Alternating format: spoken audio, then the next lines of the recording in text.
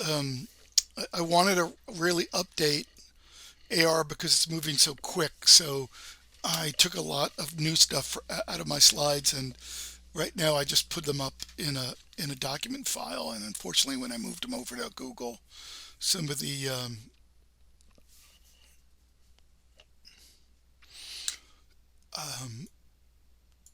some of the fonting got a little bit weird. So I'm going to excuse myself there. So we've been doing VR, and sometimes we call this whole thing XR.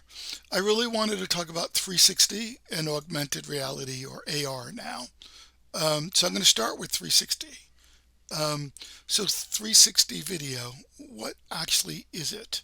Well, a lot of people, by the way, who want to do VR, who aren't as talented as you, they say, well, I want to do VR. What do I do? What do I buy? And they go out and buy a three. They go to Best Buy and they buy. I have one of these. This is a Rico Theta V. It's about $300 and you can get going, and it's everything you would do in video, but now it's 360 video. And there's way more expensive versions of these that have multi lenses. Um, and we could talk about them too. But I think there's a notion of some people that VR is just too hard. Is doing full 3D VR is a lot for them, and therefore they're just going to do some kind of film-based VR. So 360 then is a video.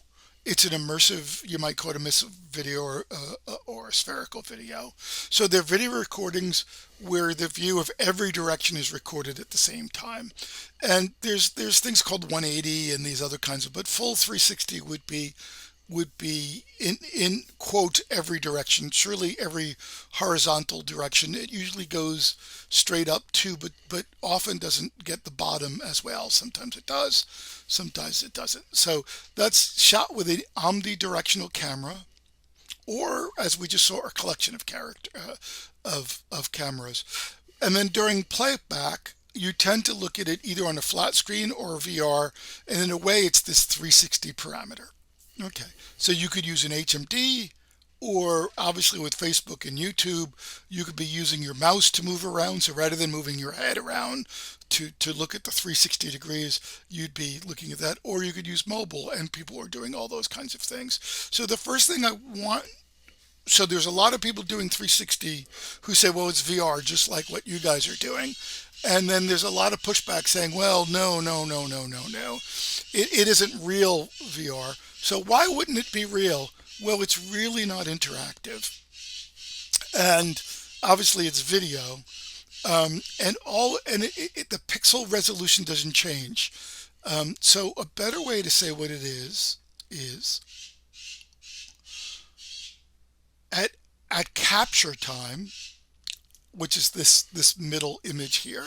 At capture time, somebody holds up a camera, often on a tripod, and it's from that one point in space, it's getting a 360 field of view.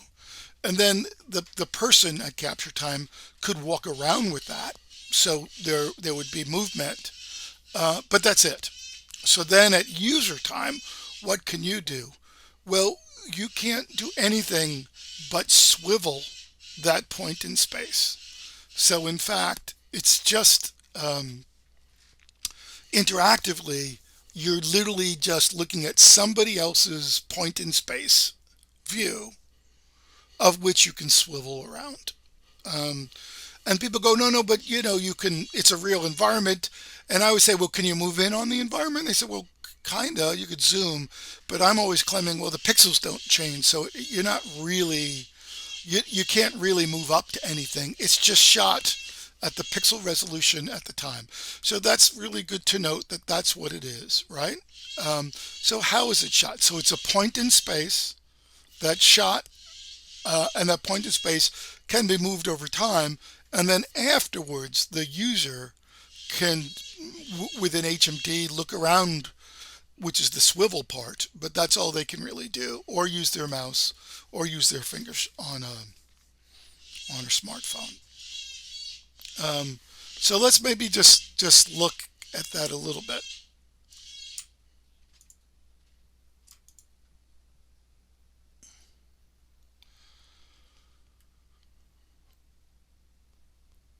So even if you went to like Oh, a hey Best guys!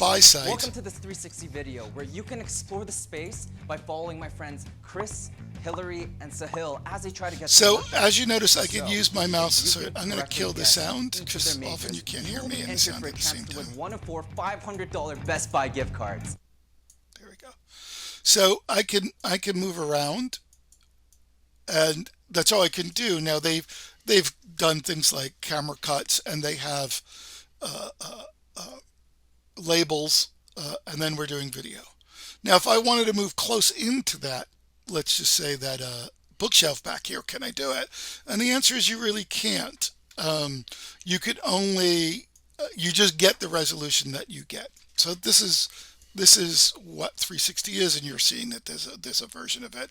And I just wanted to show you you can get it on any situation. And they're talking about how they build it and things like that. Okay, so let's kill that. Um, so 360 cameras still use kind of flat camera lens sensors, but they're back to back as fisheye lenses. Each capture about 180, and then the camera merges them together in these two hemispheres to make it look like 360. So again, you can see that it's a regular camera, but then the lens is a fisheye, so that would be distorted. Uh, um, and then, like with the Ricoh, you would have this on both sides. Now, you could see there must be an obvious problem with putting all this together, and obviously my hand is on the bottom, so it doesn't do the bottom very well.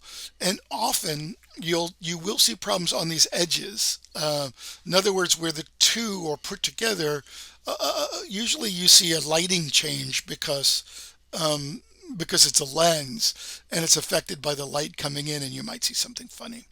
Um, the other thing is this one is quite reasonable because it's 4K, and 4K says, well, that's amazing, 4K, but it isn't really amazing because if you're looking at it the way we just did, in fact, just to prove it, I'm just going to go back to that video, which I took down, sorry.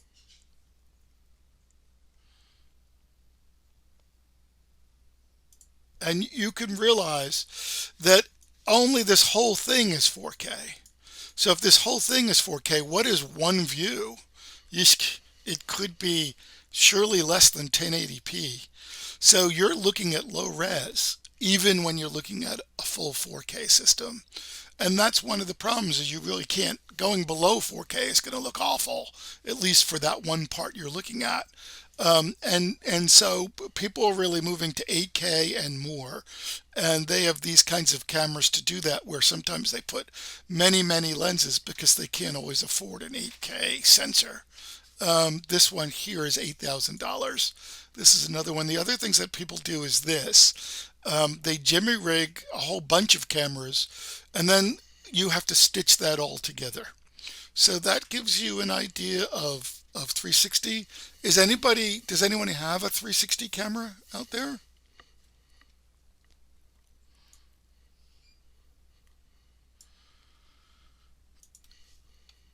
Anyone have a camera?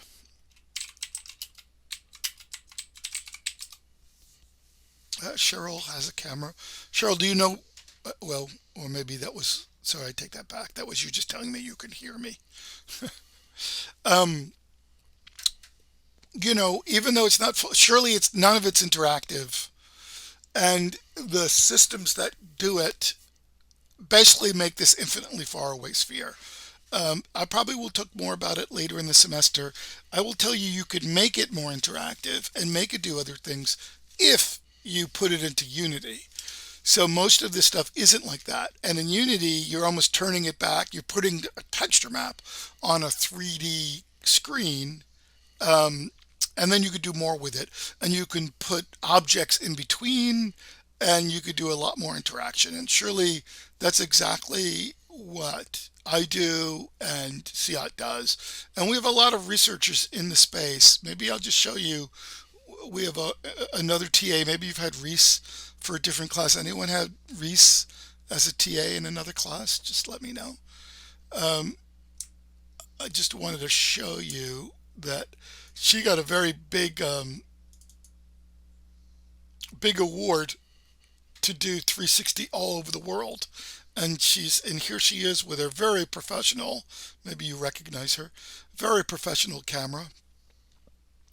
And she has, I work with her a lot, and so does Alex, and we do a bit together. And maybe I'll show you what some of that might look like.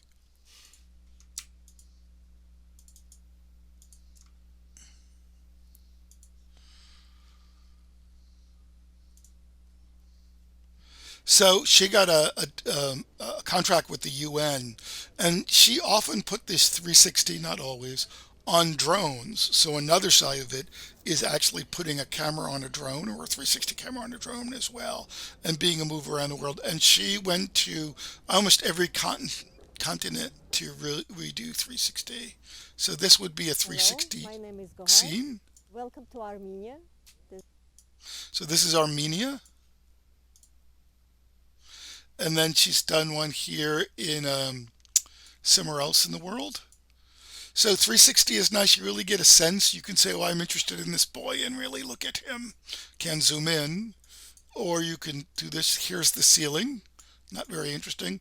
And in this case, she's got the whole floor, which is pretty good. Sometimes you don't get all the way down because your hand would be down here, right? So this is probably on a pole right here. So how's she doing this? Well, it just stitches it back together. Um, Now, if you're using an HMD like the Quest, you would be moving your head around and looking at it. Here we're just on YouTube looking at it this way.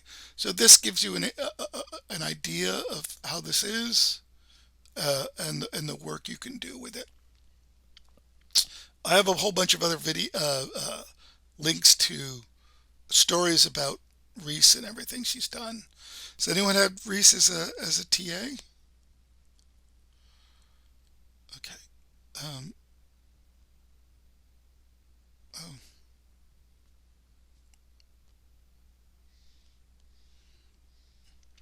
oh, I meant to also show you something else, but obviously I didn't do it right, so I'm going to go get it. So I work a lot with your TA, and we both do a lot of different 360. I'm not going to bother showing you my art 360, but I think maybe some of you have seen this. I do want to show you. Um, you think, and so here's, if you notice, here's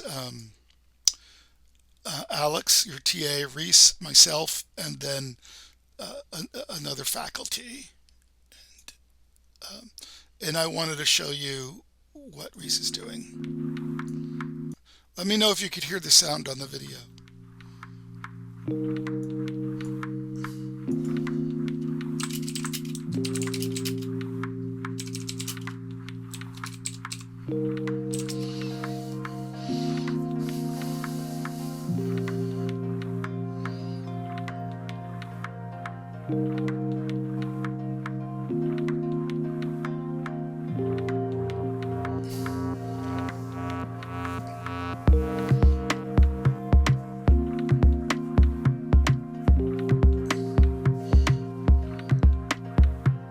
So Alex is both your TA and a researcher who's I've written papers with, as most of the grads are, and in fact is working for her thesis on cognitive science. Like me, she's a cognitive scientist. She thinks how the brain works, and one of the things the brain does is dream.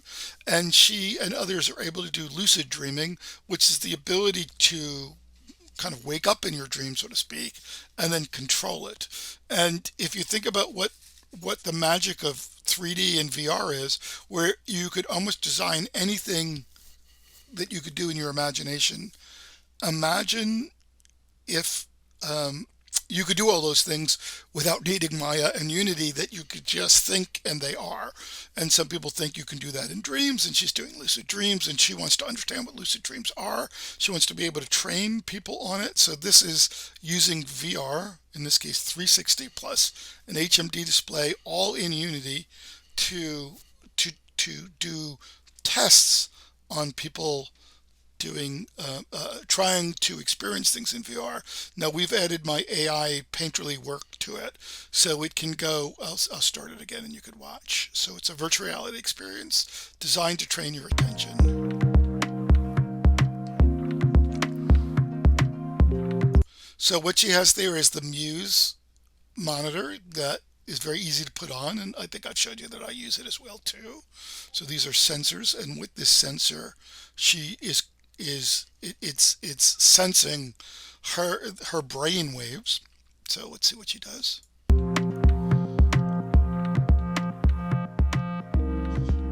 Next time I'm dreaming, I remember I'm dreaming. Next time I'm dreaming, I remember I'm dreaming.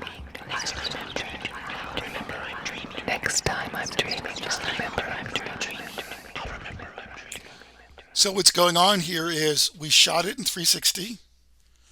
We were actually in the woods by UBC, and that we had that very Ricoh camera that I showed you, very simple. It's on a tripod. And then in this case, they asked me to help. Reese, myself, and Alex are standing around with capes and acting relatively weird. And we videotaped it in 360. Can't do very long in 360.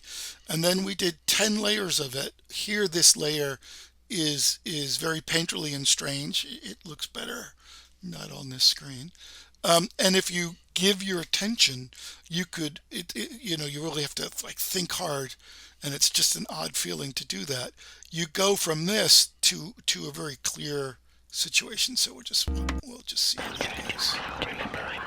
So this is a little bit more clear, and then you can see it kind of dulls out at these levels, and then you can control that with your mind. You go back and forth, and of course you could look in any direction if you're putting on a 360 degree. So she built this in Unity. She built this system in Unity, I should say, so she has experience with this. I think I took these videos.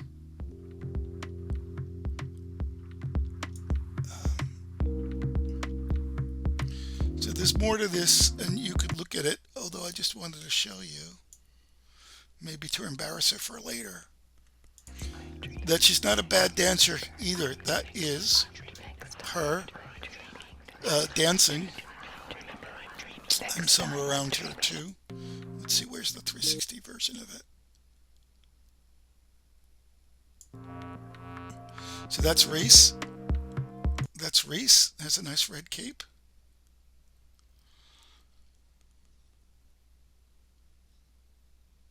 Oh no, we don't. And I'm not to be seen. There you go. So I'm there somewhere too. Alex had a nice pink wig on during that session. So that you could find out more about what this is. It really is a proper research experiment using it. You could see that we have two big papers in the space. Kai is probably one of the biggest conferences in computer human interaction, and she gave a talk on this, and she's going to eventually graduate with a PhD in it. So anyway, I've showed you two different research aspects that we're using 360 degree for. So even though I in some ways put it down and say, well, it's not really VR and blah, blah, blah, blah, blah, because it's not 3D, it's not interactive, it's got to be short because the video takes up a lot of room. Still, it's a valid form, and there's really some interesting things to do with it. And you could use it in VR. And if you're using it in VR, meaning if you're putting it into Unity and mapping it on a sphere, well, then you could put any other three-dimensional thing you want in it as well. So it's actually something good to actually to build on. It's still rather new about what it is, and I think it will change. Okay, so anybody have any questions about 360 before I move on to augmented reality? Feel free to just chat if you want. Okay, so I'm going to move on to augmented reality, but feel free to even break in and ask a question. Okay, so let's try and remember what augmented reality is compared to VR. It's actually generated synthetic work, but in a real scene. So let's take a look at that. I think this one's a better. Let's look at some video just to remember what some apps are. So I think these are actual apps in the App Store. Whoops. Hold on. Came up in a different window, which you might not be able to see. So let me. Oh, here it is. Okay. Technology of the future, but frankly, it hasn't really done a good job of showing how it will become a part of our everyday lives. So that's why I've rounded up the following apps. They're not necessarily the most polished AR apps on the App Store, but I think they're the best ones for showing how AR can augment our iPhone These are only iPhone apps, and we could talk about the different systems. experience beyond, visually nifty gimmicks. It may be familiar to you already, but Apple's own Measure app, it's a good starting point. It's built directly into iOS, and it lets you make rough measurements with your iPhone's camera. And you can even take a screenshot of that measurement and send it to a friend. But again, So what are we noticing? As I turn off the sound, maybe I'll just put it on pause, is surely you're looking through your camera, and it's small. So until we have AR glasses, it's not the greatest way to see things. You're just looking through your camera. Here, this is the whole vision of your camera. In your camera, we definitely actually have these menus, and you're seeing the real world. So this is the real world in front of that camera. But you're definitely seeing these overlays of graphics and things, and you're controlling that how? Most likely by either your finger on the camera or your entire hand by moving your hand. So one of the nice things about AR, at least with mobile, is you have free hands and you can use them to gesture to do things like this measuring. to wait until Apple has depth sensors in the iPhone's rear camera before we really get some reliable What he was saying is it's not really very reliable, and until we have like really good depth sensors, it's not going to be as good. Depth sensors, does anyone know what's in the iPhone 12 that was just announced? It's a word.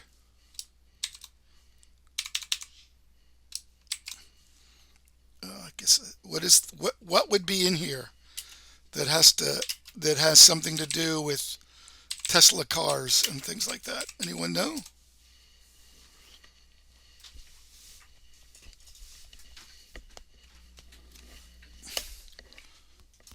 Anyone want to guess? Oh, come on. There must be iPhone crazy people there who've been watching everything of the iPhone 12 rollout.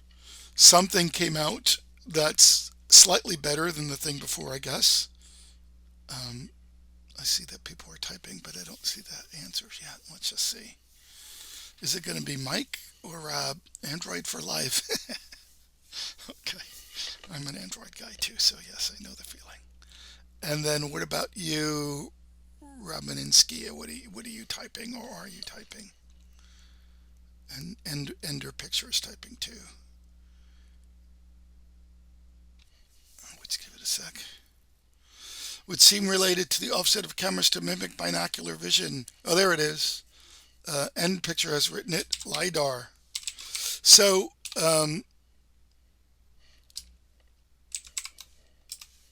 so LiDAR is a depth sensor. So you could do this with regular cameras, but you really need a better sensor. And the previous iPhones did have a cheap sensor, which was able to do better AR, but now they have very significant, which is called LiDAR. And so probably what we're seeing here will be more accurate because of the LiDAR that no one actually has yet, because it's in the iPhone 12 and they're not out yet. All that said, the Measure app does do an impressive job through machine learning alone. Next up, we have SkyGuide. This star chart app, it's been around for years, and I've always admired the way that it lets you use the iPhone's GPS to identify the stars that are above you. Before it had a camera-based AR mode, though, you had to look back and forth between the app and the sky in order to figure out what you were looking at. With the new AR feature enabled by the camera, though, you can overlay constellation maps on top of the night sky and learn exactly what you're looking at. Or you could even use it during the day and see what the sky will look like on a specific date. The not so elegantly named Sunseeker Okay. Sun Seeker, Sun Tracker, The Not Seeker is on the gonna jump sun ahead. rather than all the other So these stars. are. It's a Oh, good app for okay, showing I'm where gonna the move sun ahead will to- be in the sky. I'm trying to show you more basic ones. So this is a basic Obstacles one like that buildings there's or some trees kind of usually get game in on the a way. table. So Smash Tanks makes you move around the table or the counter in order to get a better shot. It's entertaining to do this alone, but I also like how Smash Tanks lets you play. Okay, so I have a bunch of other ones here. Maybe I'll just show you this annoying woman and what she's All going to right. say. AR. What is it? Augmented reality often gets confused with virtual reality, and people can use them interchangeably, but AR and VR are quite different. Virtual reality is a completely digital experience, while augmented reality combines actual reality with digital or virtual reality overlays. One of the most recognizable AR experiences to date is Pokemon Go. You see your actual surroundings through the lens of your phone's camera, and then bam, there's a Pidgey right in front of you. You can throw your digital Pokeball to catch the pocket monster or let it escape. This is an augmented reality experience. For those of you lucky enough to try Google Glass back in the day, that was a great example of a more practical AR experience. Digital overlays. So rather than just using your phone, the idea of glasses, and if you remember Google Glasses, I think a lot of people made fun of it because it was rather early, but in fact the entire world is trying to redo Google Glasses as quick as they can. So you will see people maybe moving to that. Of maps, photos, and videos, time, etc. Here. They were like having Apple in particular, allowing developers to easily create AR experiences. By giving more devs more access, new experiences and uses. So for this everything you would do in VR, you could be Let's doing take a look in at some AR. of the more popular AR apps you can use right now. IKEA Place is an app that lets you see how new furniture will look in your home. Ooh, check out that table. So this is pretty typical to see your home and then see things there, to see your face and buy glasses that way, and on and on and on. Okay, so I think we're now remembering what AR is and how it works. Maybe I'll just, because all these were Apple ones, I'll just show some Google ones too. Now, we should talk about, you'll see it more in a second, but Apple, only on the most recent version of their phone, has put on this sensor. Google obviously doesn't make the phone, other companies do, so they can't require a sensor, but they have something called Project Tango, which has like a way better sensor. However, with that sensor, they have to get people to do it, and I believe Asus came up with a camera, a phone, and they'll be showing it. So that's Project Tango, and here's an example of that. So this is obviously a virtual character. So sometimes I think you can't hear me if the sound's on. So that was a virtual character, but on your lawn. They're just talking about stabilization here. Let me show you.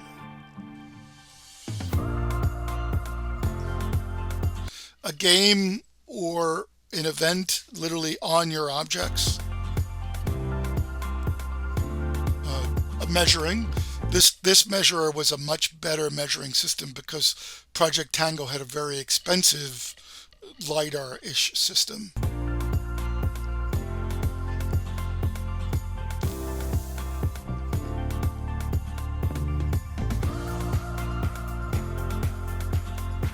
Now, one thing I want you to note is look how small, like this is the real world. You're only seeing that virtual thing on this tiny screen. And if you're not looking in the same direction as your screen, you can't see it. And obviously the screen isn't exactly your eyes. So this is not as good as putting on HMD headset. And eventually all really glasses are smaller and smaller HMDs. But that let part of the image come in. There is a way to do AR with a full Quest and HMD, which is to put a camera on the front of it, and then there's the camera is looking at the world, and that's going in and going into your VR setup. But as we talk about UI design, remember this is a very small screen, so it's not, you're not feeling like it's always right there in front of you.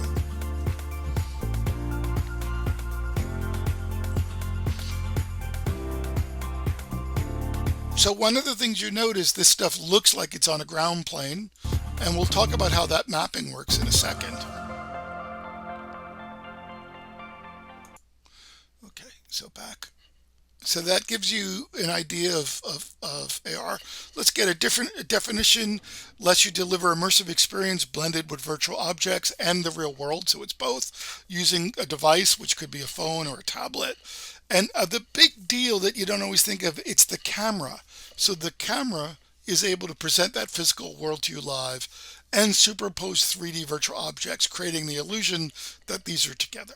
So I'll just let you know. And by the way, at the very end of this is some homework, and the homework is I promised you that I would be doing bringing in talks. So Amber Chu was Alex, basically. In other words, she was the TA for this class, and she was like Alex, a CIAT graduate, and she left CIAT and she works in Oculus now. And I have a video of her talking to you, specifically the class, about what it was like to leave CIAT, what it was like to leave Vancouver for Silicon Valley, what's it like to work for a VR company. So you should be watching that. By the way, the slides are up. So I'm going to ask you to watch it and then provide two questions for her. And you use this Discord channel. I'll get back to this later with a good question, and then she's going to come on and answer it live or asynchronously. But you'll see that Amber, even though she's at Oculus working on the Quest, really believes that Facebook, which owns Oculus, is totally committed to AR and that they believe AR is the future. And as we know, Apple really believes that as well too. So it turns out that Facebook, Google, and Apple are really going crazy with this stuff, and that's why Google has the AR core. It should actually say here. Sorry. Apple's got software for you to use called AR Kit. Android has software for you to use called AR Core. The Android one works better with Unity, so you can go from Unity to an Android app pretty easily. You can kind of do it with Apple, but you got to do some tricks. And then Google's got this big kind of project, which is their Tango, which can do full mapping. And then Apple is doing it, but they tend to only do things that people actually buy rather than projects. So they have that LiDAR now on the new phones, right? Why are they doing it? Well, even Zuckerberg has said we're making the camera the first augmented reality platform, and we'll talk more about why it needs to do that. Again, Tango from Google is a set of hardware standards that you can put on different phones, and the first one came out in 2016. And we're seeing a flood of these AR apps, even if they're not very good right now. Why is that? And this is why it is. Facebook, Apple, and Google are moving to establish themselves as the default ecosystem for mobile AR apps and experiences. Though few may realize it, we're at the beginning of a new major platform war. So even though it's early days, one reason for this is that all of them are trying to lay the foundation for the dominant platform of AR headsets. So that is shrinking those HMDs down to glasses size, and that might be either augmented with your phone, or you might not even use your phone anymore. And I know we discussed it last week and I was kind of pushing it. Not everybody was really there. On the other hand, having declared the smartphone dead and lacking a platform, Microsoft is also trying to be ready. So they just completely muffed up, even though they were like owners of everything mobile, and they're really screwed that they don't have mobile because it's advertising, it's finding out about you, and this is why every time you get a new Windows OS, it's trying to, if you lose everything, could we have your phone number? Because they really are still trying to get all that. So they really screwed up mobile. The Windows mobile OS never worked. People had to realize early on, and a lot of companies died with that mistake. Just like in the old days, there was only two OSs on PCs. What were the two on PCs? That was Windows and OS X, right? And then when phones came out, well, if you remember Nokia and Ericsson, they're going, no, we'll use our own operating systems. We don't need a standard. And obviously Apple said, no, no, we're going to use our own. And that's what Apple does, just like in the old days. So Apple always has their own OS software and hardware together. And then there's this open world of something like a Windows says, here's a platform. Intel says, here's a standard. And then HP and companies, anyone can make it for that standard. And those are the two, that's the world we live in, the kind of closed garden Apple world of one thing, or this kind of standard world that is always rough and tumble of, of hardware companies like HP and Asus and MSI and Dell on the PC side, but now more so Samsung and other companies on the Android side. So obviously Microsoft messed that up. They lost out to these two standards, which in the end of the day, there's either Android or iOS. So they want to be ready for the new AR. That's why they've put so much into this HoloLens, because they want to be there. Now, you notice I'm avoiding the mixed reality term because I tend to think it's a little bit mixed reality is just really good AR, and we could talk about what that means, but I'm not going to delineate as much. So these companies really believe that there used to be print, and then we went to web, and then we went to mobile, and we'll be moving to augmented reality.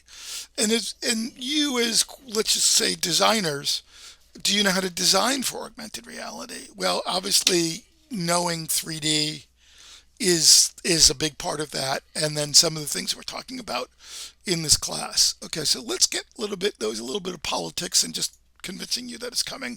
Oh, by the way, I brought up Oculus and Amber because Amber on the video you'll see talks about what she believes AR will be. It's quite similar to what I was saying last week. Okay, how does it work? Okay, well, it's a lot to do with localization and mapping. So let's talk about that. Well, we consume augmented reality on screens right now. So either mobile screens or the screens on your glasses. And what really makes it possible is a number of advances, again, in camera technology. AR fundamentally enables cameras to understand where they are and what they're looking at. Because remember, whatever you think VR is, or you want to call it XR, I always say it's body synchronization. People say it was immersion. It's like, well, a book is immersive and a game is immersive. Oh, it's 3D. A game is 3D. Well, it's real-time 3D. Well, a game is real-time 3D. So what is so special about VR? Well, it's taking all those other things in, but it's adding this notion of body sync. And what I mean by that, it synchronizes to your body, and therefore it feels even more immersive, but it's still that sync. That's the main thing. Obviously, with VR headsets, it's moving your head, and then the head is tracked, and because of that, the algorithm is redoing the two stereo views of your 3D world to match it, so you feel like you're there. Equally, your body is being tracked with the controllers. So it's still in AR a tracking issue. VR does not work without syncing to your body, and the only way to sync to your body is with tracking. AR also needs to sync with the environment because the environment is in the space, and it better change, everything better change as you're viewing that. So how do you do that? Okay, so you'll notice I'm going to say AR Kit, and that's Apple's software, and AR Core, which is Android or Google software, and they allow these following things to happen. They'll both tell you that their systems are better and wonderful, but they're about the same, right? So localization and mapping. First, the process of camera and sensor involves to simultaneously do location and mapping, or some people call that SLAM. And that just means calculating the position of the phone in your environment. So when you move the phone around, that makes sense. And also what it's looking at. So it's actually using the camera to look at the world and make decisions about where graphics and things should be placed based on that. And you get developer tools as well. So what kind of tools do you get? You get face detection, a world lens, so that overlays effects like snow or particles just on the frame. And then world anchoring, and that's the big one, where the objects stay where they are when the phone moves. So the objects now with 6 degrees of freedom should be locked to a table, and therefore, if your camera moves, the graphics are actually going to appear to stay where they were, even though they're just overlays on your camera.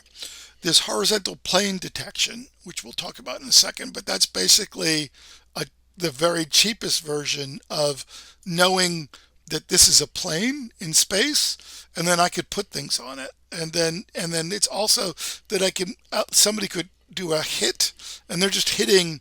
Remember, at this point, it's just clicking on a two-dimensional screen, and then you have to know, well, somewhere in that world, and in 3D obviously I could shoot a ray, but in a video space it's just a bunch of pixels, so it actually has to refigure out what a plane is. So that's what we mean by plane detection. The very first AR only did plane detection, things on tables, things on floors, and we're getting a little bit better than that now. Sorry, let me go back to where we were. Get you sick. So horizontal plane detection. Lighting matters. You want to match your virtual objects to the world. So the camera is trying to do some cheap version of lighting. A virtual TV pinned to a wall. So virtual plane detection. That's another way of saying images. It can find images in the space and keep them where they are. And then maybe even brutal 3D scanning. So one of the reasons that you're seeing LiDAR on the iPhone and not on Android, because Android does a lot of these things with machine learning. So one way to do it is with LiDAR or other sensors is to shoot a grid at the world and get depth back. So it knows there's a table there because it's getting depth information about what's close and what isn't, and it realizes there's a plane there. That's probably needed, but eventually that's going to go away from machine learning, and machine learning is just going to go, I know what a table is, and that looks like a table, and I know the depth of that based on that. So you're going to get a little bit of both. So I'll show you Project Tango, which is also a LiDAR system, and this notion of this much better so this is all data world that's mapping. been captured with the Lenovo Fab 2 Pro and also processed on the Fab 2 Pro. So remember, he's saying this is on a Lenovo, and that's because Project Tango came out with a spec, and then different hardware manufacturers used it. So let's just and you look can at see this. that the quality of the reconstruction is actually pretty good. It's not fully photorealistic, but you get a pretty good sense of the environment. So this is literally somebody walked around with a camera and just didn't get the top of a plane.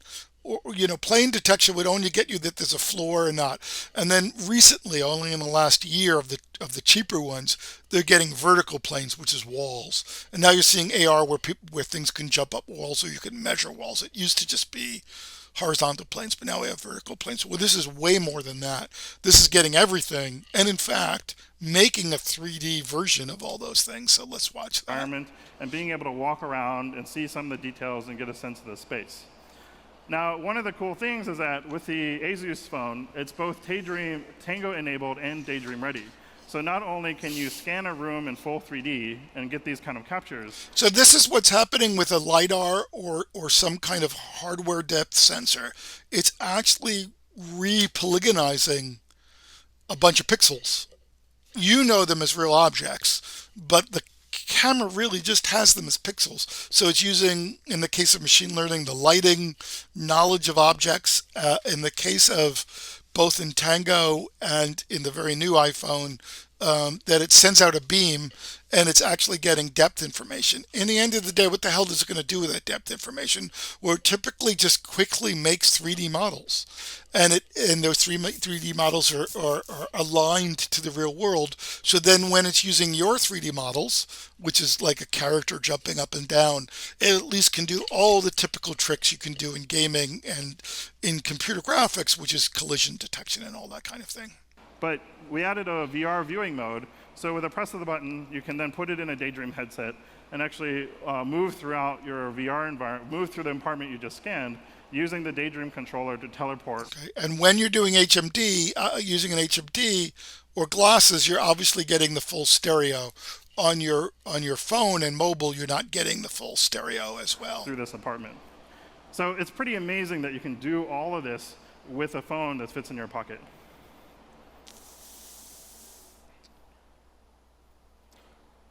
We've talked to some developers, and not everyone knows what to do with a 3D model. A lot of real estate developers. So this is how they're doing it. It doesn't happen in real time.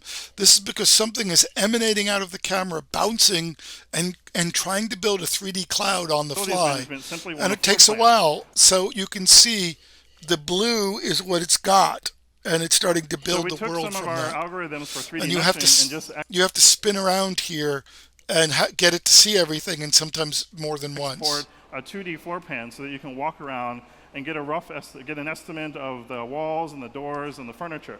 So it's building that map on the left on the fly. So it's got a really good sense of walls. So it did the walls pretty good. And these blue things are objects. Again, the walls were the first thing. 3D objects are very, very new. We don't really have them yet. We have them on just these, either these experimental systems or just coming out. One really interesting thing is that the developer that worked on this, he realized his apartment was actually 50 square feet smaller than it's supposed to be. So that combined charged too much. You can Okay, do so, effects like this, and then once you really do very that, easily and, you can without a you lot of can hassle start writing doing things like this. Now this is pretty good. This has got occlusion of a human. your own code to figure out how to do this well. Okay. Okay, so this notion of mapping, and mainly it's faces, the world, and horizontal and vertical planes and lighting, but we're now moving into, and you can see they put vertical plane separately because we used to only have tabletops, and now we have more. Now I do this with my Android phone all the time. I put my character in front of things. You've probably seen that. Maybe I'll stop it and just show you that. So I do a lot with characters.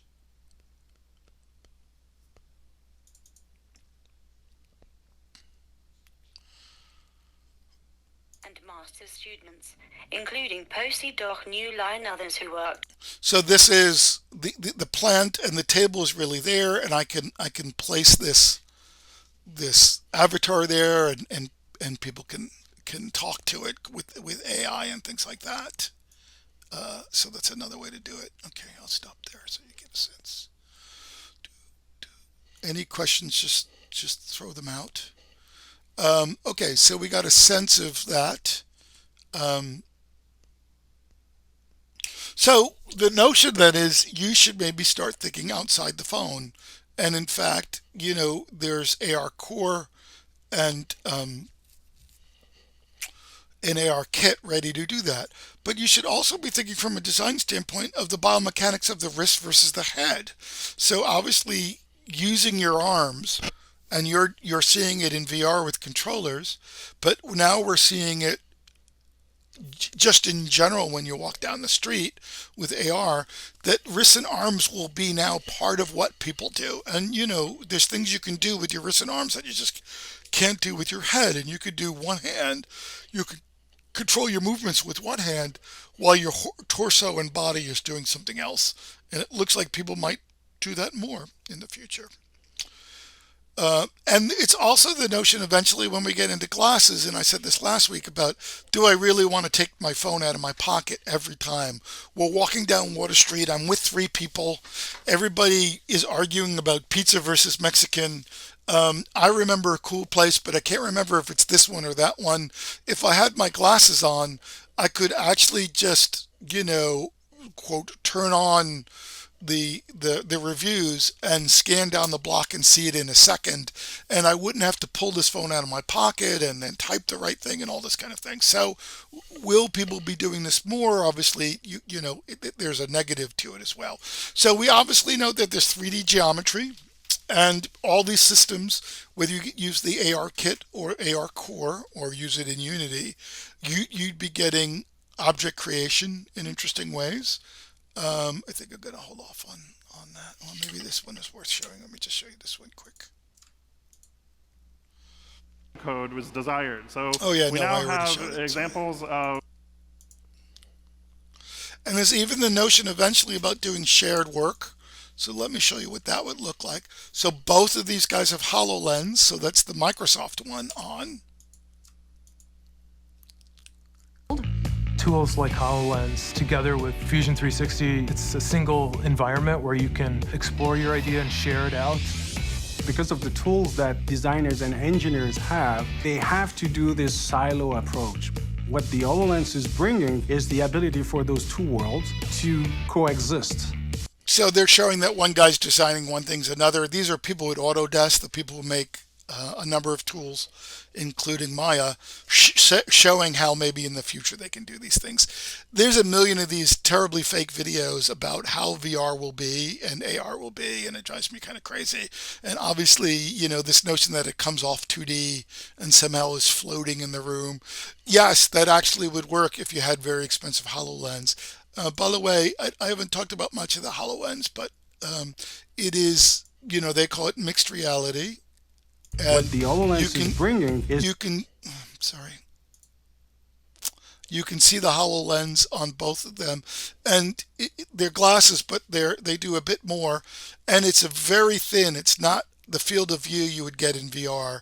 So, you know, everyone thinks it's got to be better and better, and there's a company called Magic Leap, and the HoloLens, which are the big mixed reality ones. And almost everyone has thought they overpromised, and I don't know if Magic Leap is folded or will fold soon from overpromising, even though they got billions of dollars from Silicon Valley. And Microsoft is putting a lot in HoloLens, but, you know, they might give up at some point too, because, you know, this is, and remember Google Glasses came out and is gone. So everybody wants this, but it's still quite hard to do. And you are seeing more of it being done. So I showed you that. I might have done this one already. Sorry. Let me just. So Project Tango, if you don't remember, is this crazy Google project where they stick sensors and cameras on a tablet and it's able to map space in real time. So this is more the future. Again, it'll be interesting. So I could tell you that people like me would like this in regular cameras, and there's a million cool things you could do if you had them in regular cameras, regular phones.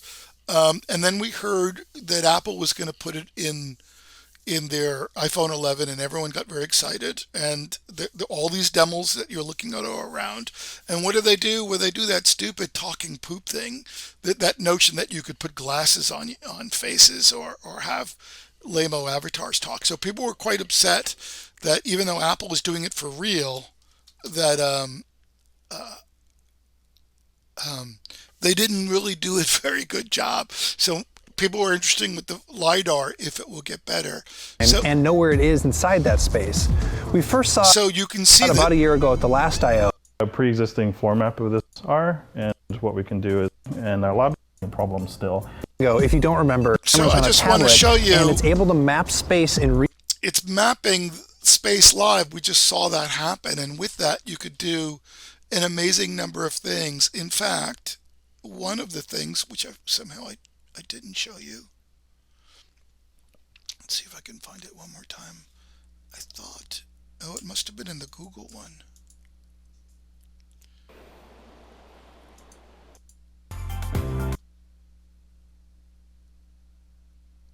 No, it isn't here. I'm sorry, I was looking for something specific. And I don't know where it is. I don't think it's either one of these.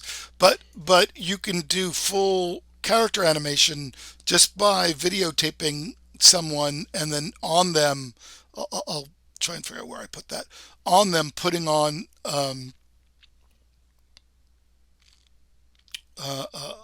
bones structures that you guys are doing kind of the complicated way right now. Maybe it was just right here the whole time. Hold on, let me just look. Oh yeah, sure, this is it. So this is actually, so this is what I'm talking about. They show for a split second, which means it's not really real. Nor do I own this video, so I can't actually go back.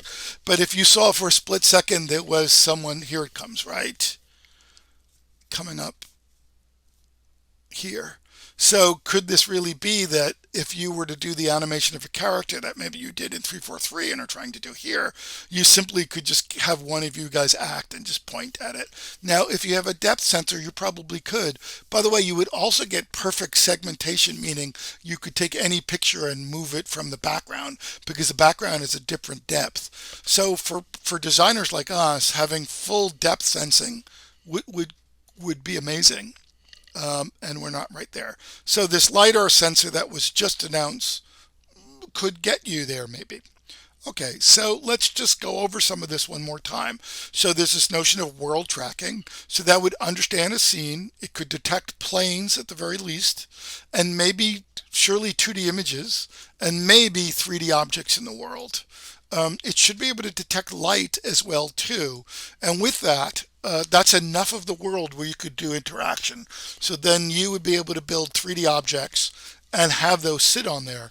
And then you'd want to hit test, which is the ability to click on, your screen, but you're thinking you're clicking on something in the 3D scene.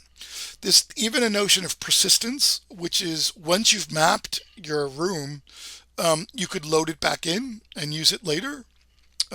And again, this idea of shared experience that we looked at, right? So iOS has a number of that. I'm bringing up that Google does it more with machine learning and AI. iOS is doing it more with camera tech a little bit. And they're both giving you this advanced stuff. So it's not only Unity out there. There's these packages that iOS has physics in it for virtual objects. You can animate them. Surely it's got the vision network, which is detecting objects and landmarks. And surely you're getting barcodes for free. You're getting text. If you know anything about Google Lens, is that what it is? You could see text and it actually shows up looking like the text, but in fact changed it to the language of your choice. Barcodes just automatically turn into things. So if storefronts just have barcodes on it, you would see dancing characters or something like that they'd want to show. And then obviously these different overlays. Okay, so if you're interested in that, there's the AR Kit and the AR Core from Google and Apple. Apple's got some really significant guidelines already, which eventually are going to move into this class more and more about how you design for AR. I was giving you interface last week, which is more about VR, right, and gaming. But at some point, we're going to have to up it to these AR things as well too. Okay, so we talked about this plane detection, this aligning to the world. I think we've done most of this kind of stuff. So, both of these systems are trying to continuously monitor your head position, with the position of where it believes your eyes are, which is in the case of mobile, the center of your mobile device. If it's glasses, it's different, and it's detecting features and surfaces out there in the real world, and it's trying to put them all together. So over and over again, I'm trying to bring up this idea of motion tracking the world, understanding your environment, at least estimating your lighting, and with all that, that's how this particular magic happens. Many of these systems, a little bit more on the Android side, are giving you everything we've learned in 343 and elsewhere, which is a diffuse map and a normal map and all this kind of stuff. Can I just move this?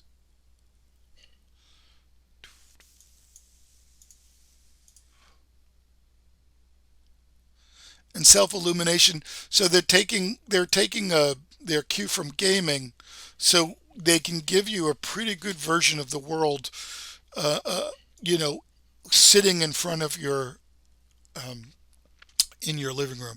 Okay, so we talked about plane detection, detects horizontal and vertical surfaces. Again, it used to just be horizontal, which just was the floor and and a table. And I just showed you the one that I did, which was sitting on a table. I get that for free when I just use my old Android phone. And then this idea of hit detection. In fact, I had that. Now I actually click on a tabletop and my character shows up, and then I can scale my character, and then after that I can move it around. And of course, because I have AI, you could be asking it questions and it would give you answers. So that's this testing. There's also this image detection, detecting images. And remember, most images are rectangular things, so you could figure out that. So that could be signs and business cards. And it would want to be able to take that and maybe even move it around in a 3D space. So we're talking about, it turns out it does money on the fly, and it does pictures and things on screens rather cheaply. And that's why you could do that trick where all this thing on the screen floats off the screen. So that's some level of image tracking, and you're going to see about that. And then there's different levels of face tracking too. Now, sorry, I can't remember whether I put it up live. I should have found it earlier. YouTube, your videos. Sorry that we have to go to the actual YouTube site. No, play all was totally wrong.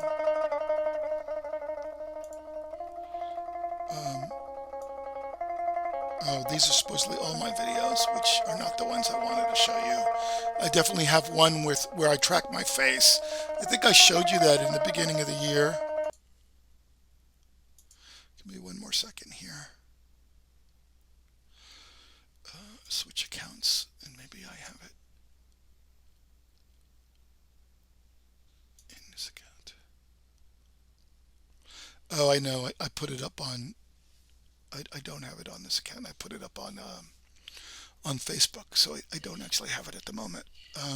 But surely I could show you it tracking my entire face in reasonable ways. In fact, I even put my hands over my eye, half my face, and it still tracks it well. So full face tracking is part of it. And with that, it's still new, and you can see it's getting like how wide your eyes are and your brow is down, and that'll give you some bit of facial expression tracking. So you can get that as well.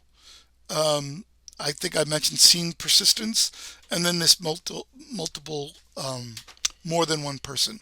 So finishing off, well, mobile AR is what's here today. It's still not perfect. One obvious difference between a smartphone AR and an HDM is the field of view. You're totally immersed with an HMD, but with this tiny window on your phone, it's almost like a magic mirror. Your friends can't see it, only you can. It's uncomfortable. If you want to look one way, you always have to have your phone in front of it. If somebody calls you in the middle of it, everything breaks down.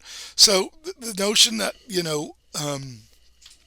it's not great on your mobile phone, but all these companies, Google, Facebook, and even Amazon and Microsoft are trying to catch up as well too, are thinking this is the next big thing. The phone will go away. We'll have some kind of glasses or some kind of device that we're able to do AR, if just not contact lenses. I'm going to talk a little bit more in different classes about some of the ethical ramifications of that. I did want to leave you with, if you're interested in this, that Google's got a page of like their coolest experiments and what they're doing.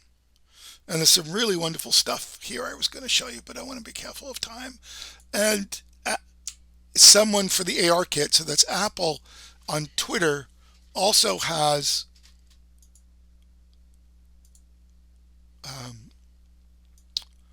different experiments that people are doing. It looks like none of you chose to do this for your project, but remember, if you're doing something in 3D, it could go for VR or it could go for AR. The change isn't that much. So there's some design situations, but it's not that different. As well, just your just your PC. Okay, so you have homework, and your homework is watching this video of Amber Chu. She was a CIAT grad, a former TA of iat445. She's now down in Silicon Valley working at Oculus. I chatted with her and we both thought it was great. And then she realized, because she did the recording, that the sound didn't work. So we had to redo it. And in this case, it's just her going through her slides. So this video here on stream.sfu.ca, I'll put up elsewhere as well too, is specifically for you